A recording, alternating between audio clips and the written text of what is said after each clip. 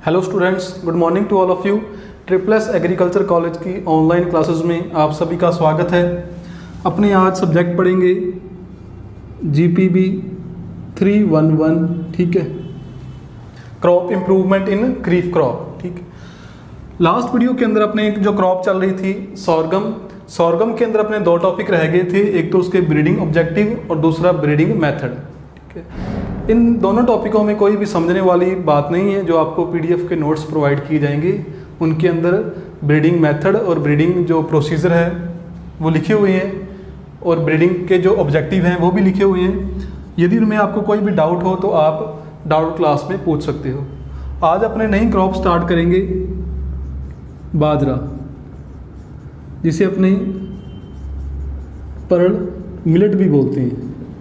ठीक है, सबसे पहले अपने देखते हैं इसका क्लासिफिकेशन, बॉटनिकल क्लासिफिकेशन। सबसे पहले अपने पढ़ेंगे इसके अंदर इसका वैज्ञानिक नाम, बॉटनिकल नेम। तो जो बाजरा है इसका वानस्पतिक नाम या बॉटनिकल नेम क्या होता है? पेनिसिटम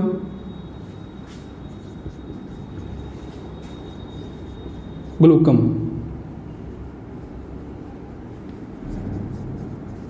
ठीक है, पेनिसिटम ग्लूकम।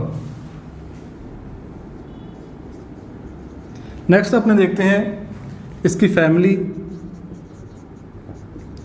इसकी फैमिली है ग्रैमिनी। फिर आएंगे गुणसूत्र या क्रोमोसोम नंबर। तो ये डिप्लॉयड है, इसके अंदर जो क्रोमोसोम है वो पाए जाते हैं 40। ठीक है, 14। ठीक, ये इसका क्लासिफिकेशन हो गया। सबसे पहले इसका वानस्पतिक नाम या बॉटनिकल नेम पेनिसिटम ग्लूकम। जब आप कोई बुक पढ़ोगे तो उसके अंदर किसी बुक के अंदर इसका वानस्पतिक नाम लिखा हुआ है पेनिसिटम अमेरिकनम, पेनिसिटम ग्लूकम, या किसी में लिखा हुआ है पेनिसिटम टाइफॉइड्स। लेकिन आपने सिर्फ इसी के बारे में पढ़ना है क्योंकि ये इसकी कल्टीवेटेड स्पीसीज है। ये जो जीनस है पेनिसिटम, इसकी जो कल्टीवेटेड स्पीसीज है वो कौन सी है? पेनिसिटम ग्लूकम। और इसमें क्रोमोसोम कितने होते हैं? 14। ये डिप्लॉयड होती है। फिर अपने देखते हैं इसका centre of origin. Centre of origin, तो इसका सेंटर ऑफ ओरिजिन है वेस्टर्न अफ्रीका। ठीक है, वेस्टर्न अफ्रीका इसका उत्पत्ति स्थल है। फिर अपने पढ़ते हैं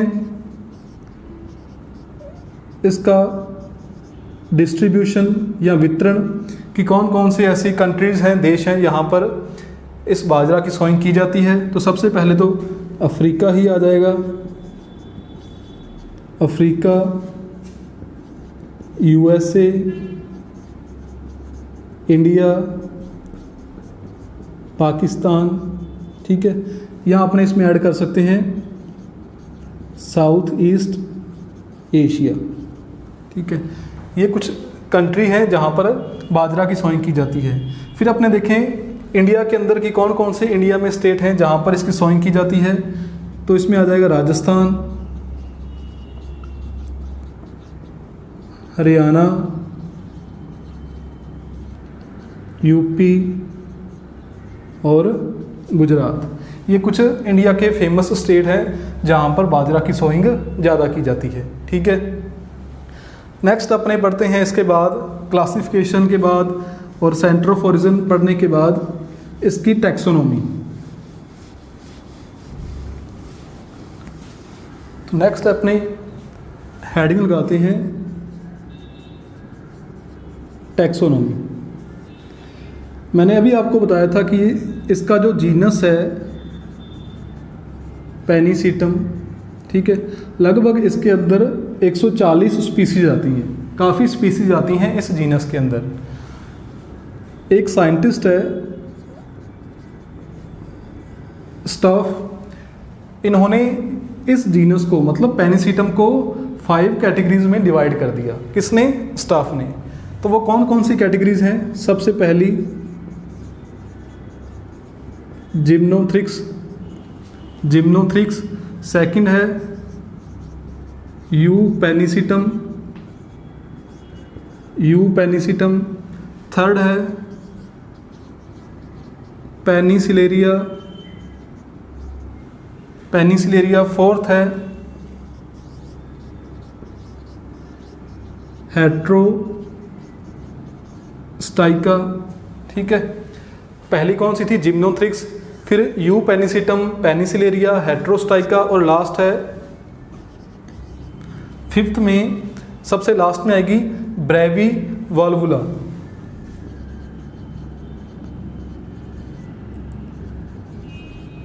ठीक है, ये 5 इसकी कैटेगरीज हैं पेनिसिटम की।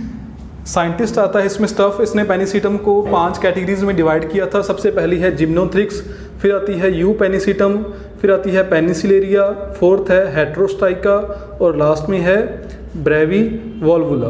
ठीक है, इसमें से जो मैंने आपको बताया कि जो कल्टीवेटेड स्पीसीज़ है, कौन सी है कल्टीवेटेड स्पीसीज़? यहाँ पर अपने लिख देते हैं कल्टीवेटेड स्पीसीज़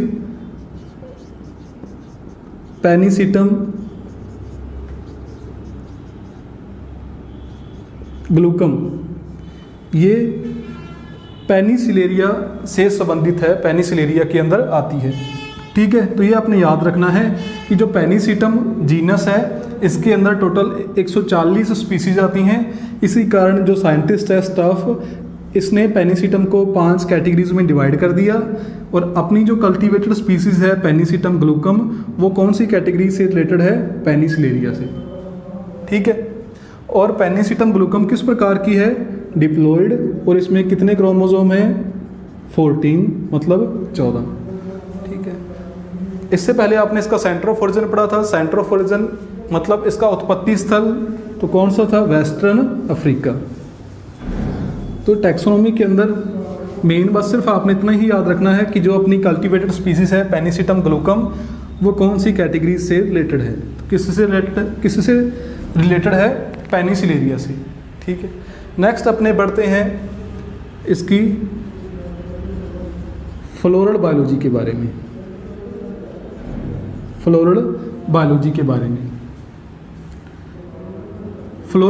के बारे में पढ़ें अपने। तो सबसे पहले इसका इन्फ्लोरेसेंस देखें या इसका पुष्पक्रम, तो वो है पेनिकल। ठीक है, इसका पुष्पक्रम किस प्रकार का है? पेनिकल। फिर आपने देखें इसमें पॉलिनेशन, तो ये इसमें क्रॉस पॉलिनेशन होता है, पर परागन। इसमें क्रॉस पॉलिनेशन क्यों होता है? क्योंकि इसके अंदर प्रोटोगाइनस कंडीशन पाई जाती है। प्रोटोगाइनस का मतलब क्या होता है कि जो फीमेल पार्ट है गाइनोशियम, वो एंड्रोशियम पार्ट से पहले मैच्योर हो जाता है। ठीक है, जैसे आपने पहले वाली क्रॉप में भी पढ़ा था, वहाँ पर भी कौन सी कंडीशन पाई गई थी? प्रोटोगाइनस। मतलब जो फीमेल पार्ट है गाइनोशियम, वो एंड्रोशियम पार्ट से पहले मैच्योर हो जाता है। इसी कारण इसमें कौन सा पॉलिनेशन होता है? क्रॉस पॉलिनेशन होता है। और इसका इनफ्लोरेसेंस को अपने क्या बोलते हैं? पेनिकल बोलते हैं। ठीक है, नेक्स्ट अपने पढ़ते हैं आइसोलेशन डिस्टेंस के बारे में। आइसोलेशन डिस्टेंस देखें तो जो सर्टिफाइड सीड है, सर्टिफाइड सीड के लिए आइसोलेशन डिस्टेंस है 1000 मीटर, और जो फाउंडेशन सीड है उसके लिए है 200 मीटर। ठीक है, तो ये आइसोलेशन डिस्टेंस भी आपने इसमें पढ़ना है। नेक्स्ट अपना रह गया था कि बाजरा या पर्ल मिलेट किस प्रकार की क्रॉप है। ये C4 प्लांट है और शॉर्ट डे प्लांट है। इसकी कुछ स्पीसीज लॉन्ग डे प्लांट के अंदर आती हैं, लेकिन ज़्यादातर किस में आती हैं? शॉर्ट डे प्लांट के अंदर।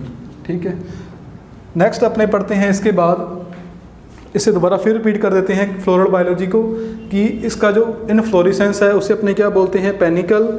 और ये क्रॉस पॉलिनेटेड क्रॉप है क्योंकि इसमें कौन सी कंडीशन पाई जाती है? Protogynous. Isolation distance certified seed के लिए 1000 मीटर और फाउंडेशन सीड के लिए है 200 मीटर। नेक्स्ट अपने देखते हैं इसके ब्रीडिंग ऑब्जेक्टिव।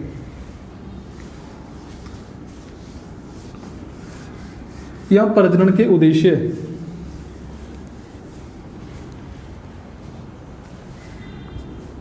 Breeding objective. तो इसके भी सिंपल से ब्रीडिंग ऑब्जेक्टिव हैं, उसमें कोई ज़्यादा याद रखने वाली बात नहीं है। फर्स्ट ब्रीडिंग ऑब्जेक्टिव क्या है? हाई ग्रेन यील्ड, कि यील्ड ज़्यादा हो, हाई ग्रेन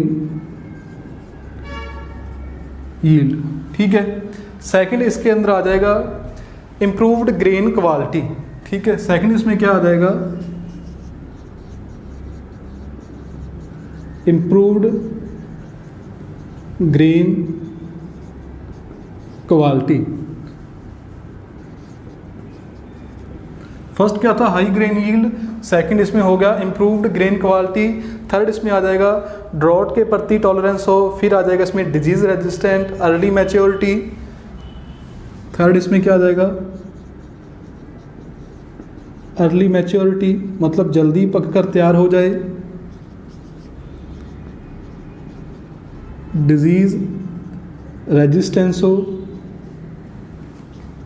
सूखे के प्रति या ड्रॉट के प्रति भी क्या हो? टॉलरेंस हो। नेक्स्ट आ जाएगा इसमें जो 8th नंबर इसका ब्रीडिंग ऑब्जेक्टिव होगा वो आ जाएगा फोटो इंटेंसिटी, ठीक है। फोटो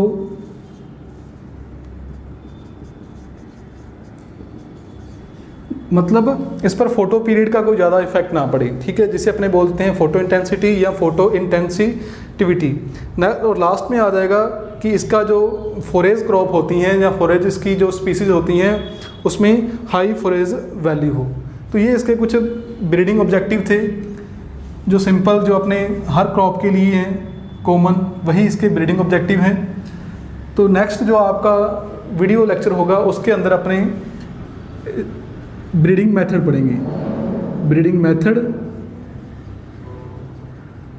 या ब्रीडिंग प्रोसीजर, किसके? बाजरा के या पर्ल मिलेट के। और इसी के साथ ही अपनी जो 4 क्रॉप्स हैं वो कंप्लीट हो जाएंगी। कौन कौन सी? राइस, मेज, सोरगम और बाजरा, ठीक है। सिर्फ जब अपने ब्रीडिंग मेथड रहेंगे बाजरा के, इसी के साथ ही अपनी जो 4 क्रॉप्स हैं, फॉरेस्ट की क्रॉप्स हैं, वो कंप्लीट हो जाएंगी, ठीक है। तो मिलते हैं अपने नेक्स्ट वीडियो होगी जो आपकी, जिसमें अपने पढ़ेंगे बाजरा के ब्रीडिंग मेथड।